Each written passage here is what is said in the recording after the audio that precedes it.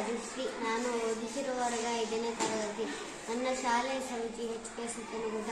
ನಾನು ಮಾಡುತ್ತಿರುವ ಪ್ರಯೋಗದ ಹೆಸರು ಗಾಳಿಯ ಸಹಾಯದಿಂದ ಚಲಿಸುವಂತಕ.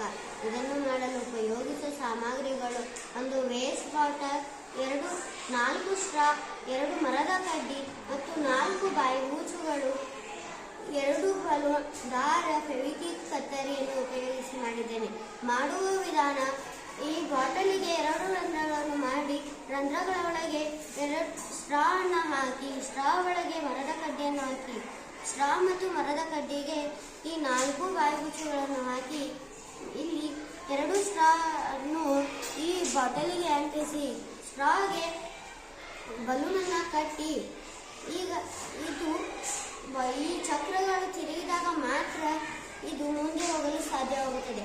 ಈಗ ಈ ಒಂದೇ ಬಲೂನನ್ನು ಊಬಿ ನೋಡೋಣ.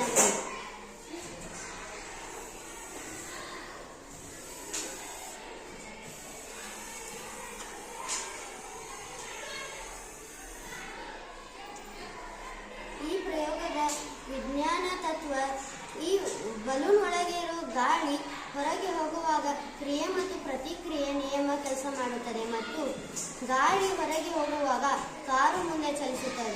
ಇದರಲ್ಲಿ ಏನಾದರೂ ಚೇಂಜ್ ಮಾಡುವುದಾದರೆ ಈ 2 ಸ್ಟ್ರಾ ಐತಲ್ಲ, ಇದಕ್ಕೆ ಇನ್ನೊಂದು ಸ್ಟ್ರಾ ಹಾಕಿ ಮತ್ತು ಒಂದೇ ಬಲೂನ್ ಬರಲಿ ಇನ್ನೊಂದು ಬಲೂನ್ ಹಾಕಿ ದಾರವನ್ನು ಕಟ್ಟಿ ಈಗ 2 ಬಲೂನನ್ನು ಊಬಿ ಬಿಟ್ಟರೆ ಏನಾಗುತ್ತೆ ಅಂತ ನೋಡೋಣ ಬನ್ನಿ.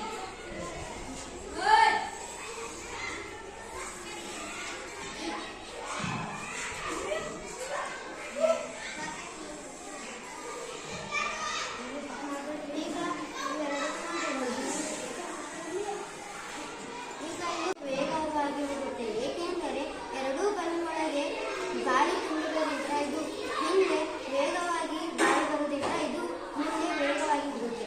ಇದನ್ನು ಜೀವನದಲ್ಲಿ ಬಹಳ ಕಡೆ ಬಳಸುತ್ತಾರೆ.